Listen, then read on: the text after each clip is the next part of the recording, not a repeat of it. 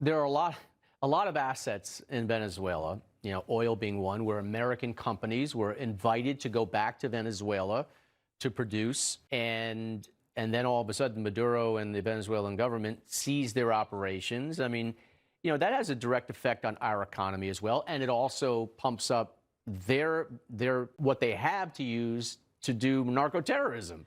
For sure. So instead of supporting the people, instead of that money and those riches and the profit going back to the people of Venezuela, it was going to corrupt enterprises that were run, allegedly, here's going to be a trial, by Maduro. So, you know, what President Trump is saying is, and the production is going down significantly. Not only was it going toward illegal activities, but they weren't even reinvesting back into the infrastructure so that they can continue doing that. And like you said, it was seized from American companies. That affects our economy. You know, we have competition with China and other countries for lithium and other rich minerals. If China and Russia get a major foothold in Venezuela, which they have some foothold, but if they're able to grow and spread, that directly affects our national security. You know, Bill Belichick, the former New England Patriots coach and one of the best in the business now at North Carolina, was famous for saying, do your job. And I bring that up because Trump is basically telling world leaders, do your job. You haven't been doing your job. You, NATO countries, are not spending what you're supposed to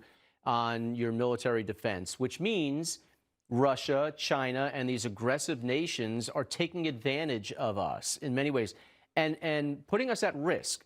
You know, in South America, Central America, do your job. Drugs are coming into our country and they're causing us harm, and you're not doing your job, then we're going to have to do it for you to make us safe. So Venezuela, that election was deemed almost universally as a fraud, a sham. He stole the election. He blocked Machado from running, and he basically just said, I don't care what the results are. I'm the president still.